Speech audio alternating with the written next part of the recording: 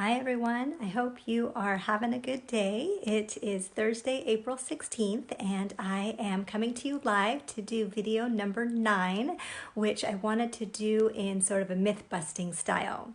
There is so much information out there, and this issue of coronavirus is so polarized politically, economically, even medically, and I want to be able to further help you understand what is real, what we actually know, and what is not.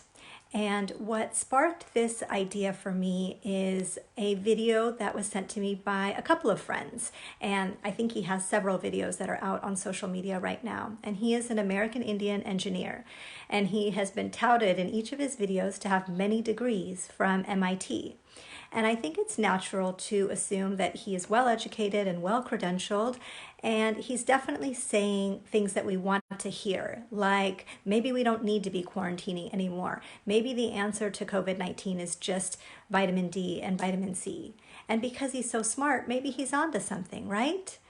And particularly when you start to see his videos multiple times on your feed, that repetition starts to play tricks on your mind. It's not an accident how often commercials play during a television show or how often ads pop up in your news feeds. And quite honestly, just because his videos are being propagated throughout different social media feeds, it doesn't necessarily mean that they are true. And quite honestly, in my opinion, fancy letters before or after your name don't mean anything if you're not serving others with what you learned in the process of obtaining those credentials. So when you are looking at different articles or you are watching videos, look for the source. If you can, look at who's funding those claims. Look at the evidence that is behind the claims. Are the statements that you're reading being based on actual data and proper interpretation of that data, or are they just opinions that are being stated as facts?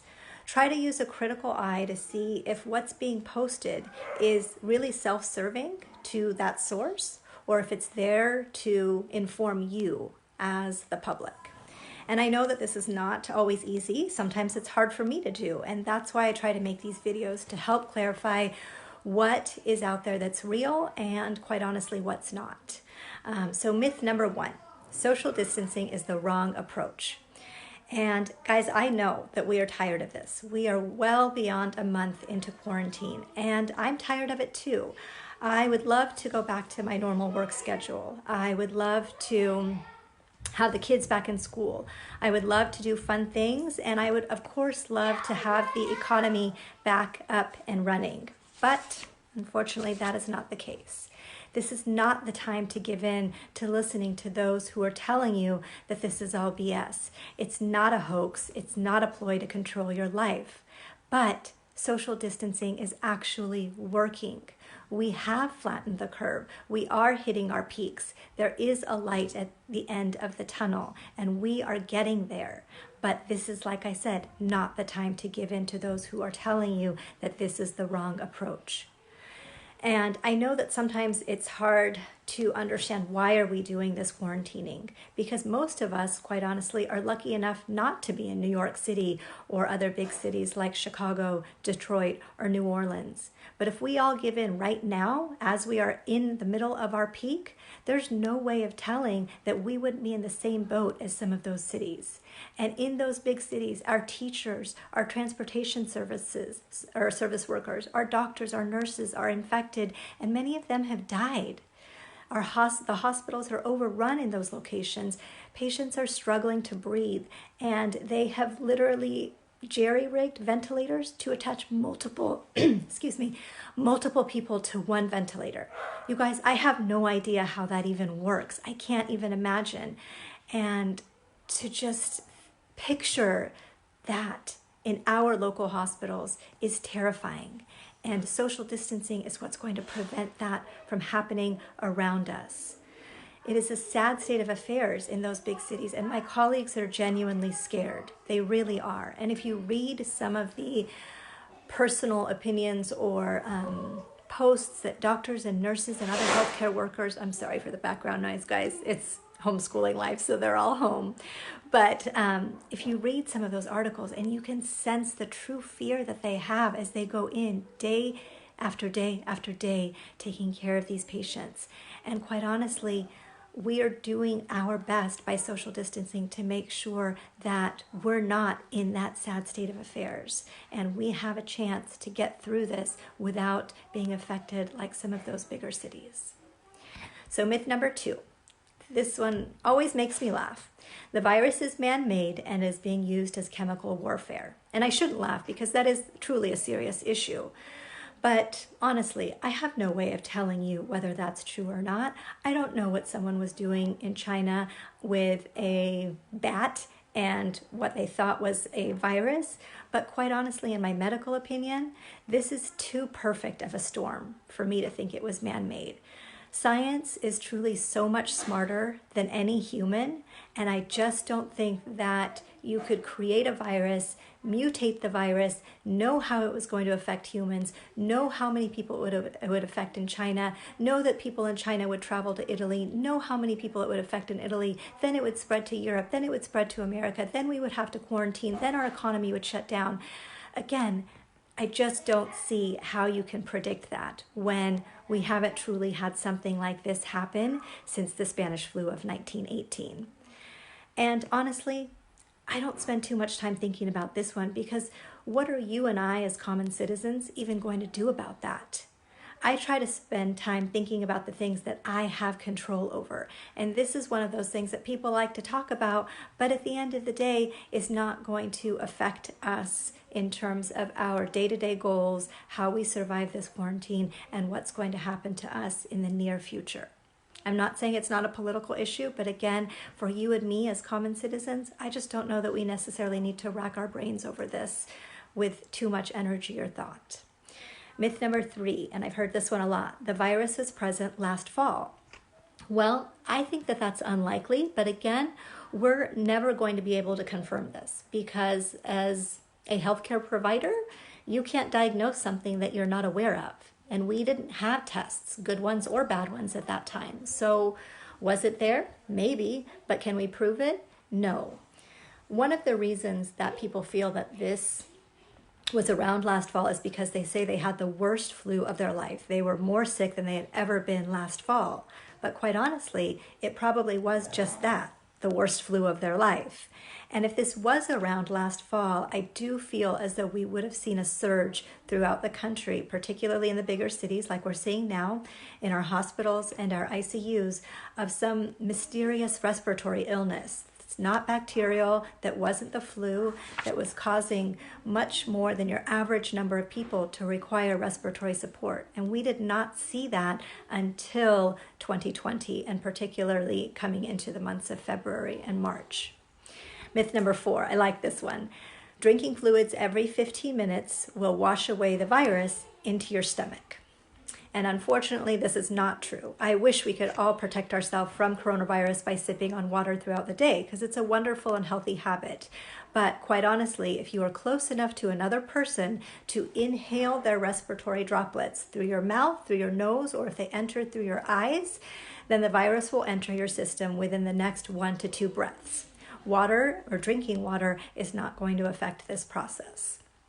Myth number 5, black elderberry will trigger what's called cytokine storm and will make coronavirus worse in your system. Cytokine storm is basically hyperinflammation. It's a severe overproduction of our immune system and the cells and the proteins that our immune system makes that can lead to life-threatening inflammation within the lungs. And we think that cytokine storm is what plays an active role in those who have very severe respiratory disease with COVID-19. But it's not unique to COVID-19. This happens with certain types of bacterial pneumonias, it can happen with the flu, and it happened with other pandemic viruses like MERS and SARS. And with elderberry in general, there is limited research that's been done on it, and it's conflicting. Some say that it actually increases cytokines, which is where the worry comes that elderberry would then induce cytokine storm. It does that in a test tube, and again, in limited studies. And others actually will say from anecdotal experience and a few studies say maybe it helps with respiratory illnesses and the flu. But at this point, there is no evidence to suggest that elderberry causes cytokine storm or that it can prevent or treat COVID-19. Myth number 6. Massive doses of vitamin C or vitamin D will help to strengthen your immune system and prevent you from contracting this virus during the pandemic. What's actually true is that healthy or optimal doses of vitamin C and vitamin D are important to support your immune system and make your immune system work at its very best level of function so that you can, in fact, fight this virus if you were to contract it. Overdosing on vitamin C and vitamin D is not going to do you any good. And honestly, it can cause harm. So my suggestion is to eat the rainbow. Make sure that you are having fresh produce, fruits and vegetables, and get some sunshine if it is available to you. But don't overdo it on the supplements. I also heard a myth kind of related to this, that deep breathing exercises could potentially help you, and that is also a myth. Again, deep breathing is great, and even when you are having a respiratory illness, whether it's a cold or a flu or bronchitis, taking deep breaths in and out is good for you, but it is not going to help you fight this virus. Myth number 7, if you get this virus once, you cannot get it again. And again, we just don't know yet, guys. I wish I could give you a better answer. Someone always asks me this with every video prep that I do, and we just don't know yet. There is some conflicting evidence out there. I think most of us do feel that this is going to be similar to viruses like measles or chickenpox or polio way back when, in the sense that if you get it once, you will not get it again. But that has yet to be confirmed as a fact. And issue number 8, I'm not going to call it a myth because it's more of an issue than a myth to me, is that this is going to be seasonal. And again, we really just don't know, but this is definitely possible. The virus itself started in cold weather climates where there was low humidity, and in countries that have the highest numbers are obviously within the northern hemisphere that are now pulling out of the winter season. We know that countries all over the world have this virus, including the warmer countries. And it's really hard to interpret what's happening because of social distancing and quarantine. Were the first novel cases in some of those other warmer countries because of travel from someone who was in the northern hemisphere? Or did it really pop up there and it's able to propagate itself in warmer temperatures? We don't know. And also we don't know, is it not spreading in warmer countries because they have also put the lockdown down? Or is it not spreading because it doesn't tend to do well in warmer climates? So honestly, the only thing that's going to tell us is whether or not this is seasonal is to watch the seasons come and to see what happens with this virus. I would not be surprised if it was seasonal. Namely because of the fact that its original coronavirus that it came from is a seasonal thing. We get colds in wintertime. It doesn't mean we can't get colds in the summer, but it's typically not with coronavirus. So we really will just have to wait and see what happens through spring and summer, but I would not be surprised to see a return of coronavirus in the fall and winter. I don't necessarily think that means that we will be back in quarantine next fall and winter, but I do think it is something that we will have to address at that time. Issue number 9, vaccines. So vaccines, of course, in and of themselves are a controversial topic. And as someone who spent all of her 20s studying and learning how to best take care of children, someone who chose to come back to this very community and take care of our own kids, and someone who chose a field of medicine that quite honestly is never going to make me a millionaire, I am a strong proponent of vaccines. When it comes to COVID-19, I think that a vaccine is a good thing. It's better than vitamin C or vitamin D. It's better than trying to strengthen your immune system through supplements. It's better than getting sick and then hoping that the treatments that we are investigating are going to work on you. But the vaccine is still somewhere between 12 and 18 months away. And quite honestly, what we know in children particularly is that when it comes to viruses, vaccines to prevent are always a better option than getting sick and getting treated after the fact. And if this is a seasonal issue, which again, we don't know, but time will tell, then absolutely the vaccine would be a wonderful idea, because we would never have to think about quarantining secondary to COVID-19 again. And I will tell you that vaccines are not big pharma.